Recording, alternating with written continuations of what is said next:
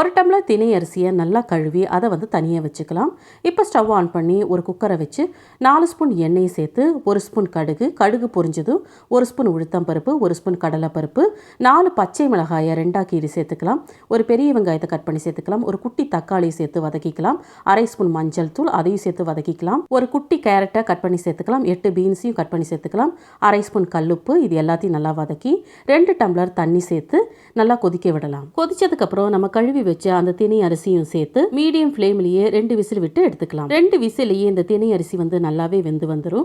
Pressure எல்லாம் அடங்கினதுக்கப்புறம் நம்ம open பண்ணி பார்க்கலாம். இதுக்கு மேலே ஒரு பெரிய ஸ்பூன் அளவு நெய்யை சேர்த்து நல்லா மிக்ஸ் பண்ணிக்கலாம். நீங்கள் எந்த டம்ளரில் அரிசி எடுக்கிறீங்களோ அந்த டம்ளர்லேயே தண்ணி சேர்த்துக்கோங்க. கொஞ்சம் கூட அடிப்பிடிக்காம கரெக்டாக வெந்து வந்திருக்கும். இதே போல் நீங்கள் வரகு, குதிரைவாலி எதில் வேணாலும் செய்யலாம். ஒரு பவுலில் நெய்யை தடவி இந்த கிச்சடியை போட்டு எடுத்தீங்கன்னா அழகாக ஷேப்பாக கிடைக்கும்.